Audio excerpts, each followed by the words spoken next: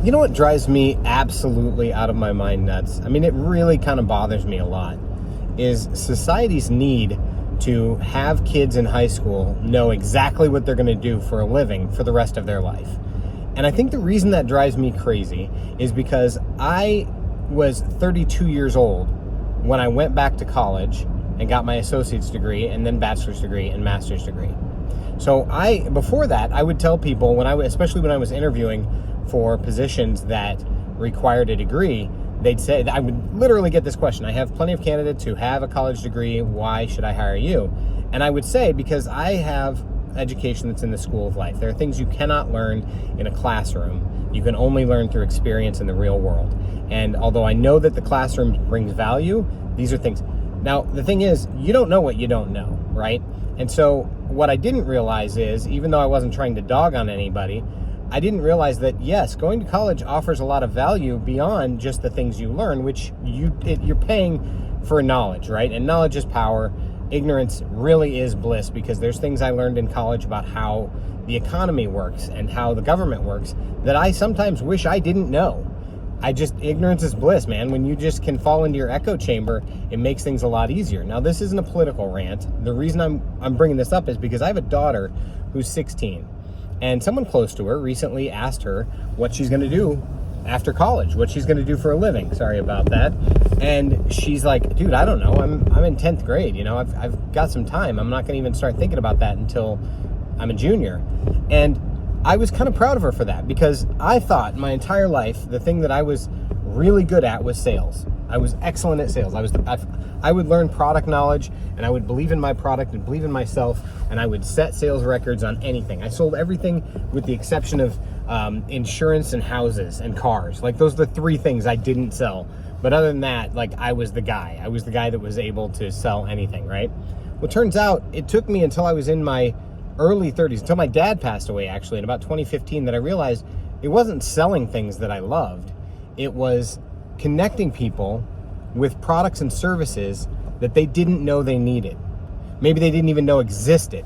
And by doing that, I was able to, I found out I'm really freaking good at marketing, right? I found out my passion is marketing. So when I went back to get my associate's degree in 2015, they make you take this assessment. And I said, I'm going to be a marketing manager. I walked in the door knowing I wanted to be a marketing manager, right? So that's a benefit. And the only reason I knew that is because of School of Life, right?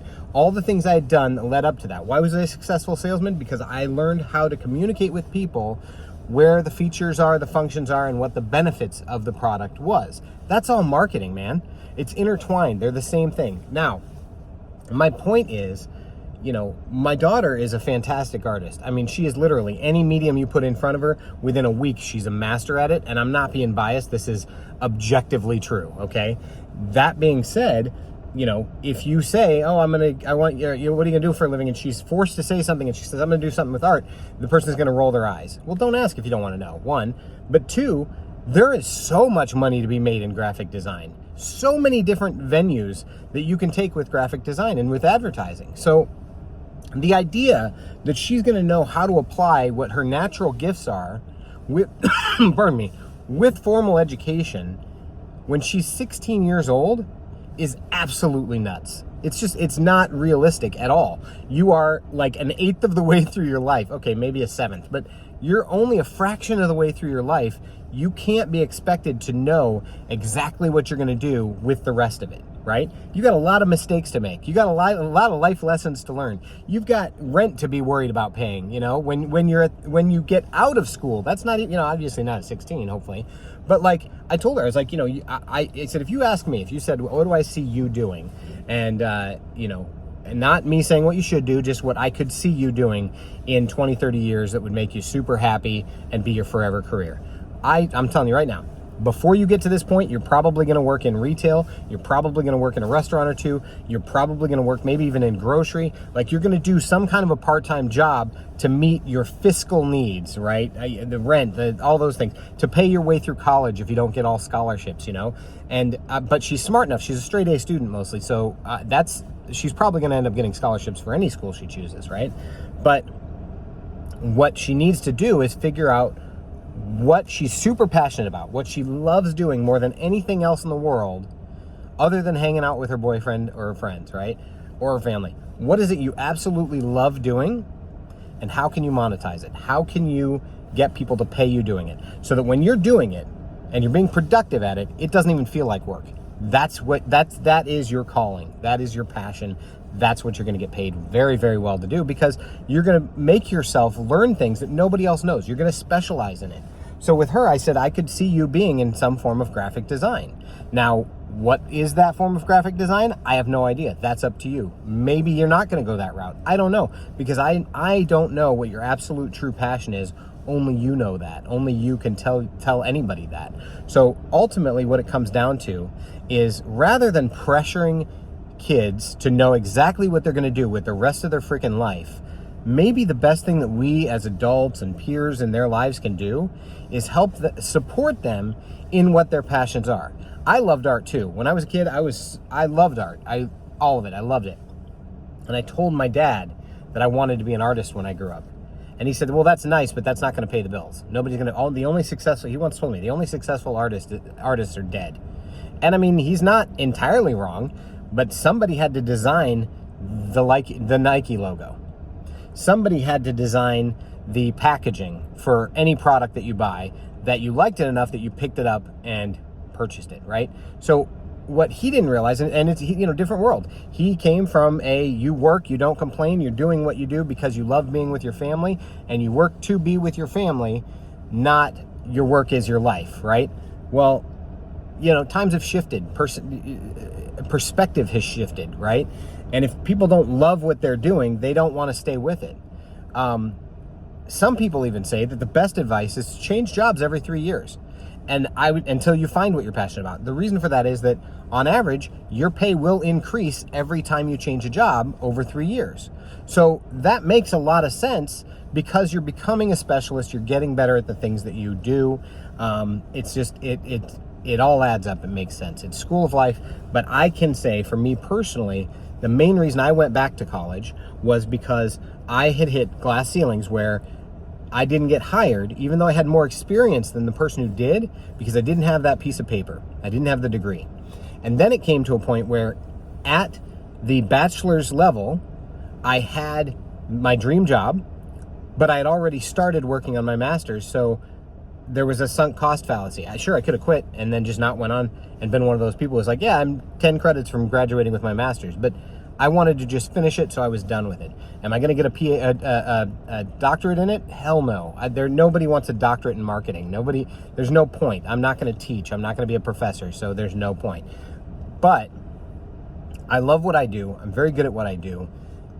Kids these days have the opportunity to figure out what it is that they love to do, what they're very good at, and get better than anybody else at it. And that's where they're going to go with their passion. So, my daughter wants to go to college. I love that about her. I always thought I was too stupid to go to college. Honestly, I was a, C and D average student. The first couple years of high school, I met my wife and wanted to impress her, so I pulled it up to B's and a few A's, only because she was hounding me about getting homework done. True story. But then I thought I was too stupid. I was unmedicated ADHD, and I just didn't plan on it. So, the plan between me and her was she was going to go to college. I was going to work so that she could get through college without having to worry about it. She was going to become a nurse, and then she was going to pay for me to go to college. When she was done and she got her job, I didn't have a need to go to college. I didn't want to go to college, so we didn't even bring it up again until 2015. And then we realized that the only way that we were going to get ahead in life to where we wanted to be is if I got those pieces of paper. So, my life is not the blueprint. That's the thing. Everybody's life is different. Everybody's blueprint, everybody's story is different. So instead of discouraging and instead of criticizing, we need to learn to be more supportive of people and encouraging and find ways. And if you're going to play devil's advocate, make sure you let them know, hey, I'm playing devil's advocate here.